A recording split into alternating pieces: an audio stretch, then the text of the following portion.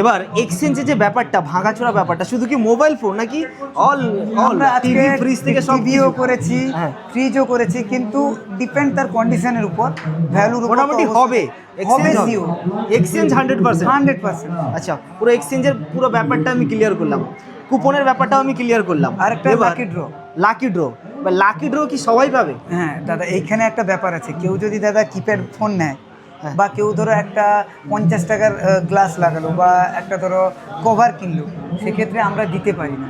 ঠিক আছে, আমাদের একটা মিনিমাম ভ্যালু সেট করা আছে যে আমরা 7,000 টাকার উপরে কেনাকাটা করলে লাকি ড্র দেবো। তবুও আমরা অনেকের রিকোয়েস্টে 6,000 টাকার উপরেও দিয়েছি। কিন্তু যদি দাদা কেউ চায় যে 500 টাকার কিনে লাকি ড্র, সেক্ষেত্রে দেওয়াটা একটু চাপের হয়ে যায়। সেই জন্য মানে আপনারা বলতে চাইছেন 7-এর উপরে কেউ যদি পারচেস করে, অবশ্যই সেটা মোবাইল হোক, টিভি হোক, যা কিছু হোক, ওনাদের জন্য লাকি ড্রটা রয়েছে। একদম রয়েছে। আচ্ছা, লাকি ড্রর এই যে ফ্যাসিলিটিটা, আরও একটা দাদা কথা বলে দিই, কেউ যদি ভুলে যান, তার হয়তো ফোন নিয়েছেন কিন্তু ভুলে স্কিপ করে বেরিয়ে গেছেন ভিড় দেখে, তো আপনারা যোগাযোগ করুন, আমরা অবশ্যই আপনাকে প্রোভাইড করব। যেহেতু আজকে ওপেনিং ছিল, প্রচণ্ড মানুষের ভিড়, আর এই মুহূর্তেও ভিড় আপনারা দেখতে পাচ্ছেন, হ্যাঁ। যথেষ্ট ভিড় রয়েছে। তো লাকি ড্রটা কতদিন চলবে? লাকি ড্র আমরা চালাবো রথ পর্যন্ত। এটাও রথ পর্যন্ত? হ্যাঁ, সবকিছু রথযাত্রা পর্যন্ত তাই তো? অবশ্যই চলবে। আচ্ছা। এবার রথযাত্রার পরে আমরা একটা দিন দেখে একদম ফেসবুক লাইভ সবার সামনে এটা কাউন্ট হবে। আচ্ছা।